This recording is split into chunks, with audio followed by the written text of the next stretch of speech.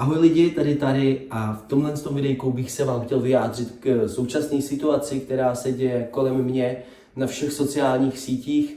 Někteří z vás jste mohli být zklamaní a ztratit ve mně důvěru, což bych velmi nerad, a proto točím tohle vyjádření. Za moje chování na té party jsem se Stáni i hned omluvil a vyjasnili jsme si to. Byl to momentální zkrat způsobený alkoholem a náladou po koncertě. Co mě hodně trápí a uráží, jsou jakýkoliv lži a pomluvy o drogách. Tvrzení, že jsem měl být ten večer pod vlivem drog, mě opravdu hodně mrzí. Nikdy jsem drogy nebral, nebudu je brát a dlouhodobě považuji drogy za hodně špatnou věc. Kvůli těmhle lživým obviněním jsem se nechal otestovat na toxikologii ve Všeobecné fakultní nemocnici v Praze. Právě jdu na toxikologii, na testy na drogy, protože jsem nikdy žádný drogy nebral, nemám rád drogy, nikoho, kdo